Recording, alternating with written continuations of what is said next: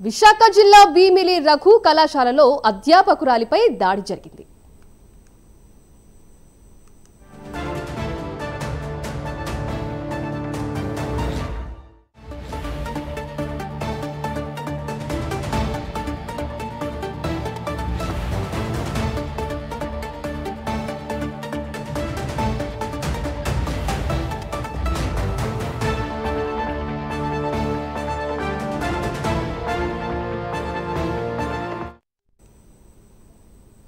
విశాఖ జిల్లా భీమిలి రఘు కళాశాలలో అధ్యాపకురాలిపై దాడి జరిగింది.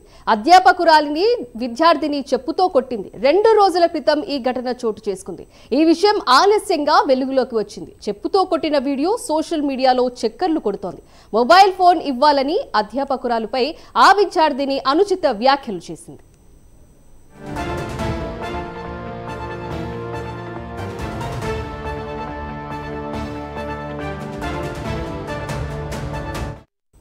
దీని గురించి మరింత సమాచారం మా ప్రతినిధి చంద్రశేఖర్ అందిస్తారు. చంద్రశేఖర్, చెప్పండి.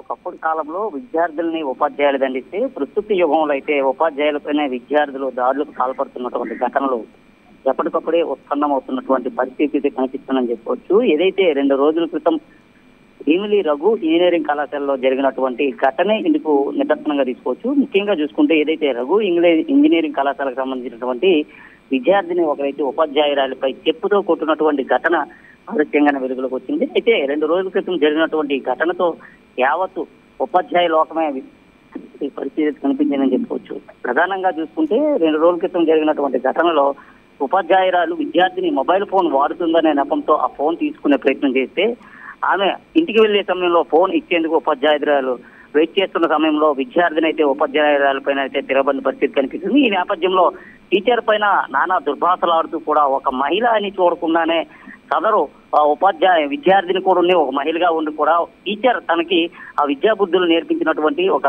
టీచర్ పైన ఆ దుర్భాషలాడినటువంటి ఘటన అయితే ఏదైతే ఉందో యావత్తు లోకమే దీనిపైన విమర్శలు గుర్తిస్తున్నటువంటి పరిస్థితి కనిపిస్తుంది. ఈ నేపథ్యంలో ఆమె పైన ఆ బూతులు మాట్లాడుతూ చెప్పుతో దాడి చేసినటువంటి ఘటన స్థానికంగానే కలకలం రేపిందని చెప్పుకోవచ్చు. ఈ నేపథ్యంలో ఈ వీడియో కూడా ప్రస్తుతం అయితే సోషల్ మీడియాలో చక్కర్లు కొడుతున్న పరిస్థితి కనిపిస్తుంది. ప్రధానంగా చూసుకుంటే ఒక్కొక్క సమయంలో చదువుకునేటటువంటి సమయం నుంచి ప్రస్తుతం ఉన్నటువంటి యుగంలో చదువుకునే స్థాయికి వెళ్లడంతోనే ఇటువంటి ఘటనలు ఎక్కడికక్కడే ఉత్పన్నమవుతున్న పరిస్థితి కనిపిస్తుంది. ఒకప్పుడు ఉపాధ్యాయుడు ఆ బెత్తంతో దండిస్తే ఉన్నత శిఖరాలకు వెళ్లేటటువంటి విద్యార్థులు అవన్నీ కూడా పక్కన పెట్టారు.